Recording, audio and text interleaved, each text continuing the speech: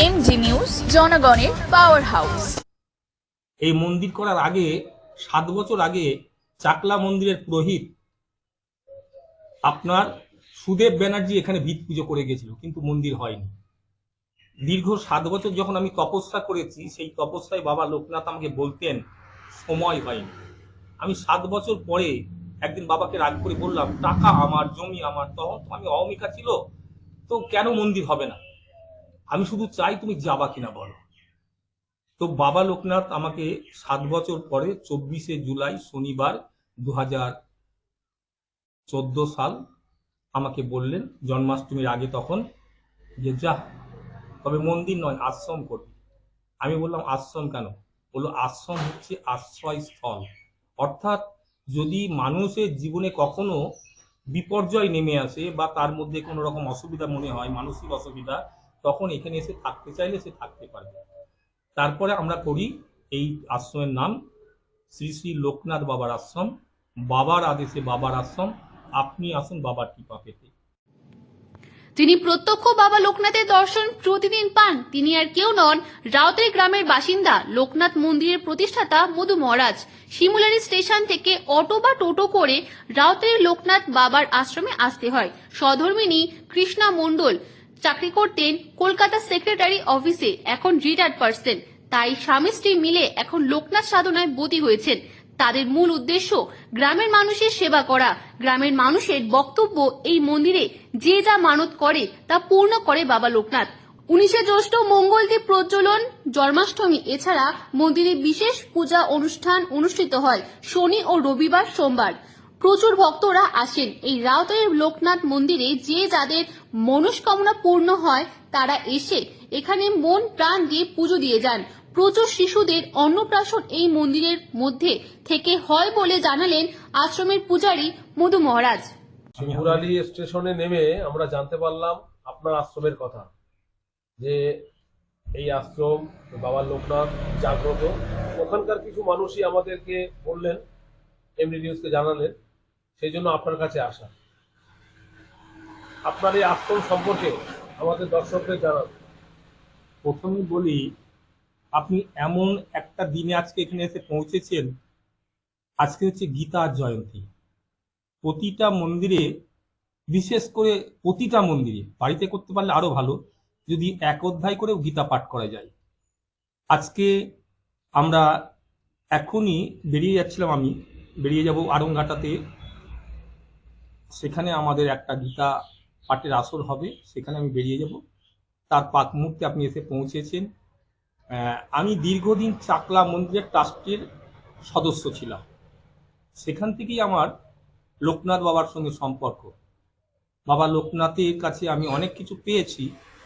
তো আমার জীবনে একটা প্রতিজ্ঞা ছিল যে ঠাকুর, আমাকে তো যেতেই হবে, জন্ম যখন আছে মৃত্যু আমার হবেই, তাহলে আমি কি রেখে যাব? তাই রেখে যেতে চাই একটা মন্দির করে, যে মন্দিরে তুমি প্রতিষ্ঠিত থাকবে। বাবা লোকনাথের মহানাম প্রচারক নবকুমার দাস মহাশয় সুদূর চাকলা থেকে এসছেন বাবা লোকনাথের মহানাম প্রচার করতে। চাকলা থেকে বাবা লোকনাথের একটি বিগ্রহ নিয়ে এসছেন। তিনি এখন এক ভক্তের হাতে প্রদান করবেন। সেই ভক্ত তার বাড়িতে বিগ্রহে প্রতিষ্ঠা করে নিত্য বাবা লোকনাথের সেবা পুজো করবেন। কারণ হচ্ছে বাবা লোকনাথই হচ্ছেন স্বয়ং ভগবান, যিনি আমাদের মধ্যে থেকে আমাদের সকল বিপদ আপদ থেকে রক্ষা করেন। আর নবকুমার দাস মহাশয় হচ্ছেন একজন মহানাম প্রচারক, যিনি বিশ্বব্যাপী ঘুরে ঘুরে বাবা লোকনাথের মহানাম প্রচার করে চলেছেন। তাই চাকলা থেকে আসার সময় বাবা লোকনাথের বিগ্রহ নিয়ে এসছেন, যিনি এখন এক ভক্তার হাতে তুলে দেবেন। এবং বাবা লোকনাথের এইভাবেই বিশ্বব্যাপী বাবা লোকনাথের মহানাম প্রচার হবে। এখন আমরা নবকুমার দাস মহাশয়কে অনুরোধ করছি সেই ভক্তর হাতে বাবা লোকনাথের বিগ্রহ তুলে দেওয়ার জন্য। দেখছেন যে নদিয়া জেলার বিভিন্ন, কল্যাণী থেকে শুরু মাছদিয়া, বিভিন্ন মঠ মন্দির থেকে ভক্তরা এসছেন। হুগলি থেকে এসছেন আমার গুরুদা, হ্যাঁ, যিনি প্রতিদিন বাবা লোকনাথের মহানাম প্রচার করে থাকেন। ওই ত্রিবেণী গঙ্গার যে ঘাট মহাতীর্থ ত্রিবেণী ঘাট, সেই মহাতীর্থ ঘাটে বসে বুড়োদা বাবা লোকনাথের মহানাম প্রচার করে বেড়ান। তিনি এসছেন মাঝদিয়া থেকে, এসছেন আরংঘাটা থেকে, এসছেন কল্যাণী থেকে, বিভিন্ন মঠ মন্দির থেকে, মানে বাবা লোকনাথের মঠ মন্দির থেকে এসছেন। তারা এখন আমাদের এইখানে উপস্থিত হয়ে বাবা লোকনাথের মহানাম প্রচার করার ব্যাপারে উৎসাহিত বোধ করছেন। জয় বাবা লোকনাথ, জয় বাবা লোকনাথ, জয় বাবা লোকনাথ। सकला धाम की सकला धाम की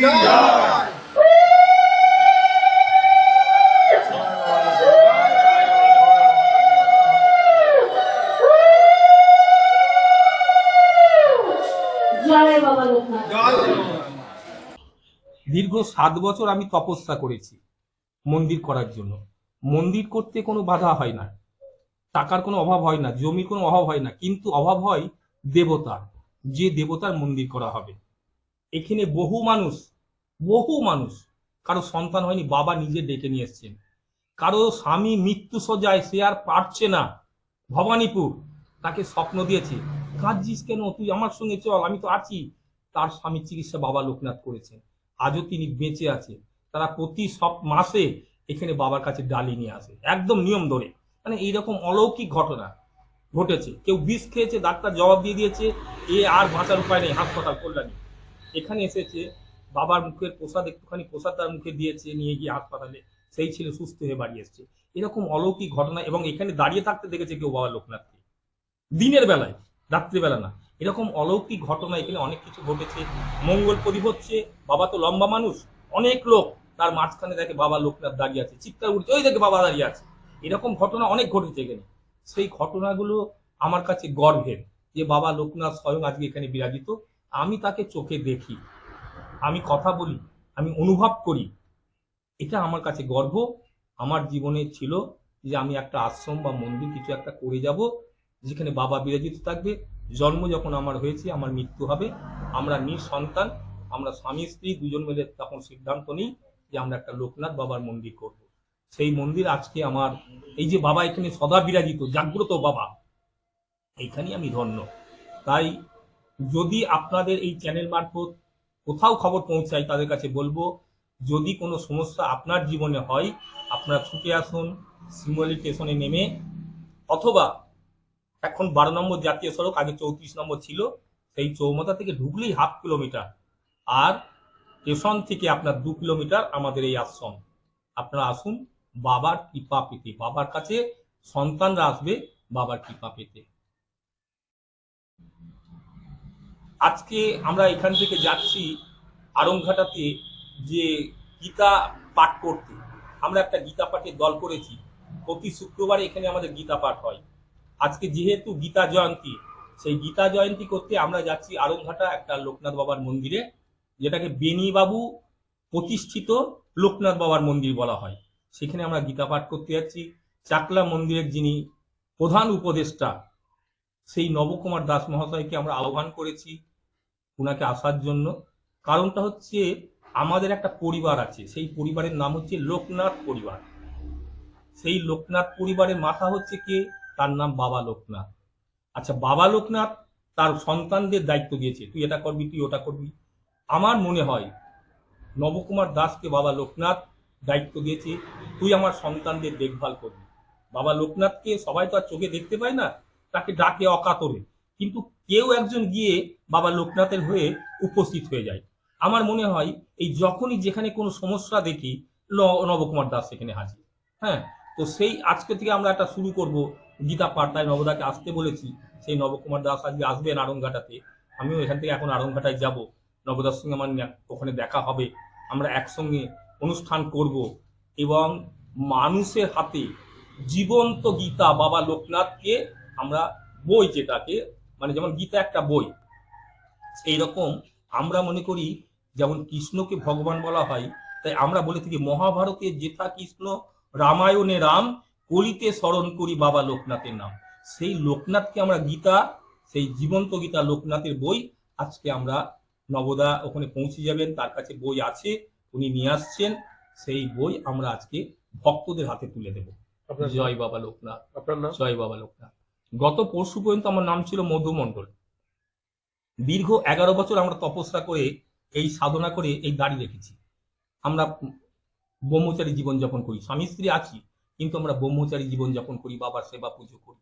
তাই আমার নাম হয়েছে মধু থেকে হচ্ছে ব্রহ্মচারী আনন্দগিরি, মধু আনন্দগিরি মহারাজ। জয় বাবা।